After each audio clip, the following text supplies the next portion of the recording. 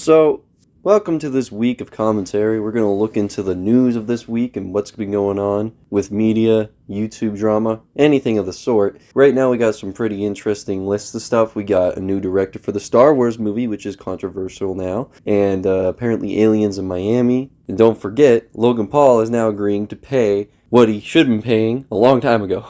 But, he had to stall it. I don't even think he's paying all of it. But there's also one more thing, and this was like last minute, like as before I was recording this. MatPat is going away from his channel, and we'll be looking into that and what he it says is going to happen forward with game theory, but he's leaving from what I hear.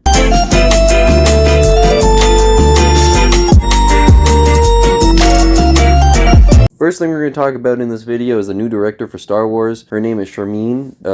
I forgot how to say her last name. My fault. My brain is not good at saying names. But anyways, apparently people do not like her at all, or at least don't like the fact she was chosen for Star Wars, given that she is seen to be an activist. And one specific thing she said that made people uncomfortable was, I like to make men uncomfortable. I enjoy making men uncomfortable. Now, I know what you're thinking about this now. Oh, so she is a feminist and people are mad she's a feminist, and is this like incel baby rage? And I just want to say something. Now, I'm not much of a person that wants to get political for this channel, but I will say this. It is completely understandable for someone that's a Star Wars fan to not like the idea that someone is going to take what they love and have to put some forced message that isn't needed in the movie at all. No one's interested in this message, and the fact that she wants to make men uncomfortable kind of just tells any fan that this is a movie they're not going to be wanting to watch. In a movie they're not going to like. And what you didn't know is that most Star Wars fans are probably male. I'm going to be honest, most Star Wars fans are male. There are female Star Wars fans, but I think even the female Star Wars fans would not want to watch this. At least most of them. She is trying to make something for an audience that will likely not watch this movie at all. And given that to be the case, well, it's clear that this movie's not going to make money. It's kind of already screwed, it looks like. I mean, most fans are already calling to boycott it, so it's pretty clear that this choice was wrong. And I'm going to say this, I don't really blame her necessarily. If you get told that you are going to direct a Star Wars movie, such a big franchise, such a big IP, and you look at that and say, man, no, I don't want to do that, it's kind of stupid. For anyone in their career as a director or filmmaker or whatever career they are in that even involves media, you're going to want to work on something like that because it's such a big franchise, and so it's like the money maker. So I don't blame her for taking the role. She gained the money. She wishes she'd get the money, because let's be honest, not many people are going to watch this now, given the fact that what we all know about it. Unless, let's say, the trailer blows everyone away and it's like, oh, maybe we were wrong, but likely no one's going to be watching it. And that's just kind of sucks, but this is kind of the fault of Kathleen Kennedy. And I'm not saying, oh, we got to always blame her, but she did pick her to be the director, so it is her fault, given that she did pick her. I'm not someone that's going to be, oh, she's ruining everything. That's not what I'm saying. Just the fact that she is the one choosing these people. So this is entirely her fault if the movie flops, because she picked the wrong person to even make the movie, because this person clearly does not care to make a movie that the fans will enjoy. She only cares to make a movie that she feels will spread her message, which is fine if you have a message you want to spread, but just don't do that in this type of movie. This is not an appealing thing to people.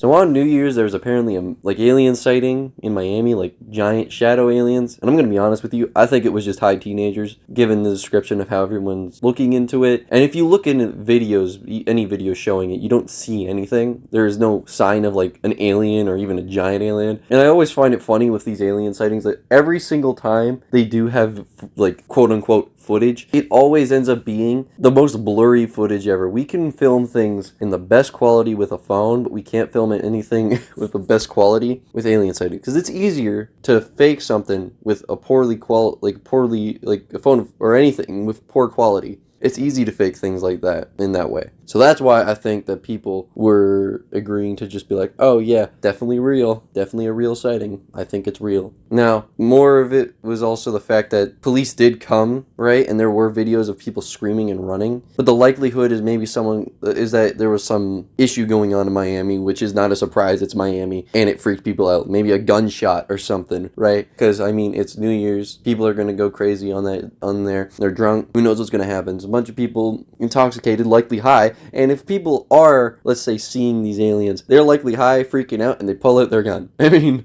I feel like that's a reaction that would happen quite a bit when it comes to this stuff. Now, there's not really too much to say about this other than the fact that it's clearly not real and this is clearly completely fake, because giant shadow aliens would bring up a whole topic of what the hell kind of species that is. Like, how? Is it like some technology? But no, it's likely not real. It's just completely fake. That was something brought up just to get attention.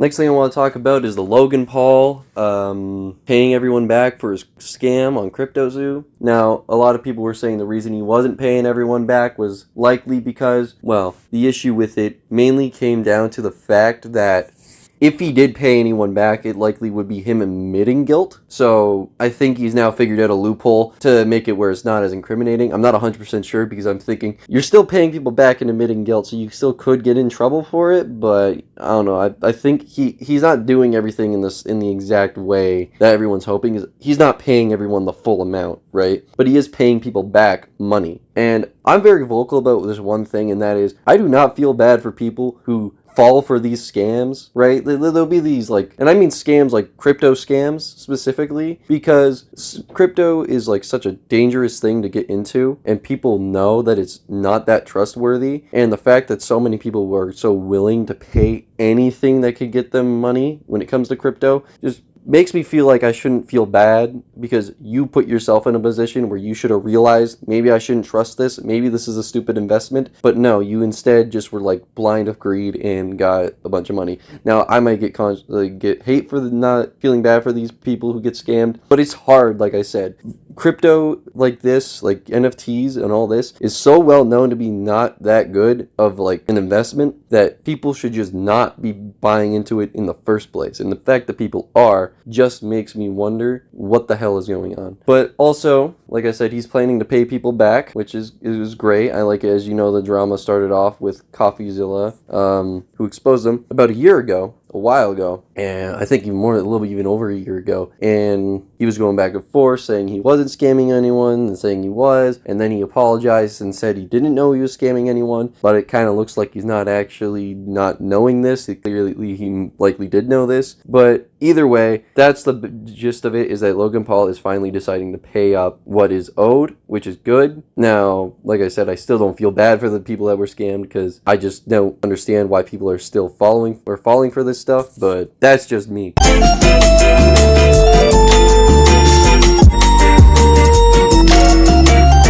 Last thing we're going to be talking about today is the fact that MatPat has decided to ultimately leave game theory. Well, not 100%. He's still going to be working behind the scenes, but he's not going to be hosting it like he used to anymore. This channel is no longer his channel, but it's other people's channel, you know? It's less of what he creates, and now it's more of what other people create. So what he wanted, he said in the video, was that pretty much he wanted more people who are theorists to bring up their own theories and host their own theories and explain their own theories, and basically help people have a new career path that is unheard of, something that was never really done properly before. Game theory is no longer MatPat's thing. It's a whole company. It's a whole job, right? Because there's other theories you can make after other channels being made. Film theory, food theory, style theory, stuff like that are other theories you can make now, and it makes complete sense to turn this more into a collaborative project instead of just a one-man show. And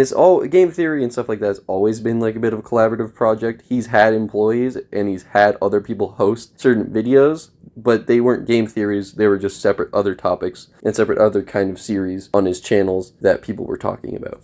Now, he does get pretty emotional in this video, obviously, because it is a big thing to step away from. He cries a lot in this video, and I feel that this, to me, is like a huge part of my childhood taken away, because when I was younger, that was the guy I'd watch. There was so many, like, educational stuff that he would put in his older videos. I can't say much about the new videos, because I don't watch his new videos like I don't watch him like I used to, but he would put educational stuff, and I thought it was very interesting, especially when it came to, like, science and space. But anyways, I still feel that I just feel like old with this, you know, like I feel like there's just so much slipping away. Like there is a tons of other YouTubers stepping down and retiring and stopping being, like, no longer being YouTubers anymore.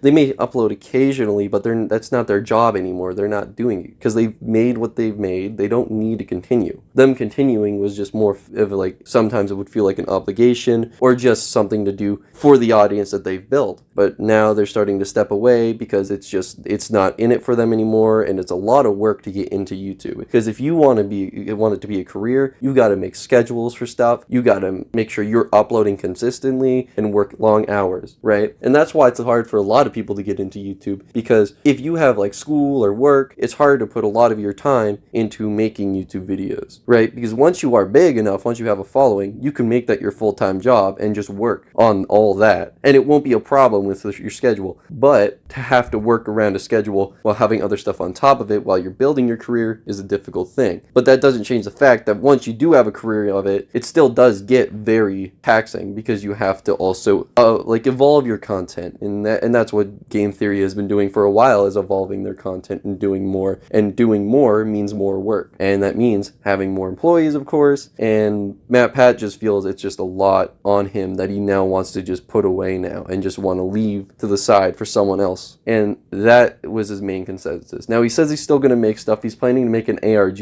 and tons of other things that he feels that the audience and his fans that he has will like, because he doesn't want to stop making content, but he doesn't want it to be consuming his whole life. And that's basically the general consensus of what he said. Now, that's about it. If there's anything you want me to talk about for next week, just comment down below. Eventually, I'm going to start setting up Instagram and Twitter and all that stuff so you guys could follow me there and share some other stuff to me. But at the moment, just comment down below and share whatever you want me to talk about. I'll look into it, I'll talk about it, and hopefully it'll be entertaining.